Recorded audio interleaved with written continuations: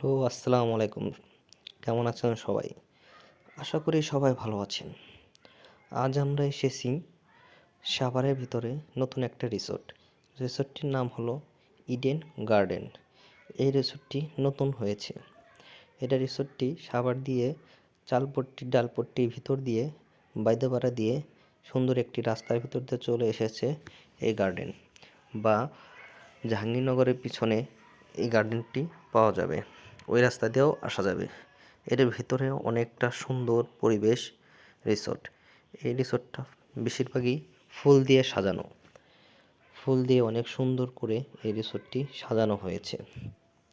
এই রিসোর্টের ভিতরে অনেক সুন্দর একটা পুষ্প মহল আছে, সেখানে আরও সুন্দর, অনেক সুন্দর করে ডিজাইন করেছে এই রিসোর্ট।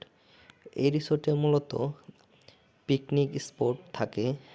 অনেক দূর দূরান্ত থেকে পিকনিকের জন্য রিসোর্টটি বুকিং নেওয়া হয়।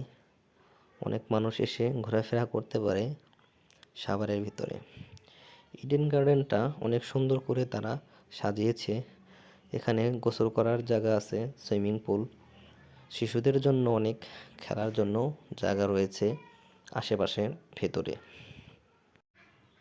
এটা হলো আমাদের পুষ্পমহল। এটা চারদিকটাই ফুল দিয়ে সাজানো, অনেক সুন্দর। এই জায়গায় বিভিন্ন ধরনের ফুল আছে, অনেক কোয়ালিটি ফুল, যেই ফুলগুলো আমরা আশেপাশে পাওয়া যায় না সহজেই। গাঁদা ফুলটা সবসময় পাওয়া যায়। এই পুষ্পমহলটা পুরো তাজমহলের মতো, তাজমহলই বলা চলে। সাভারের ভিতরে একটা সুন্দর একটা পুষ্পমহল হয়ে গেছে।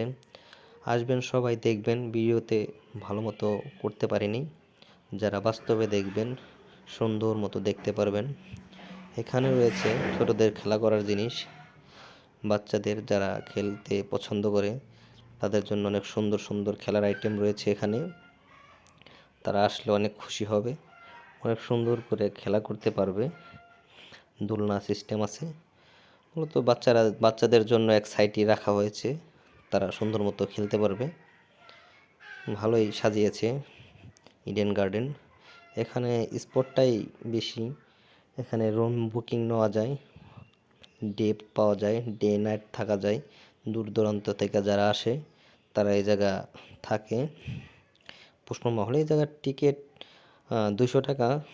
200 টাকা অনুযায়ী ভালোই পাওয়া যায়, ছবি টবি তোলা যায়।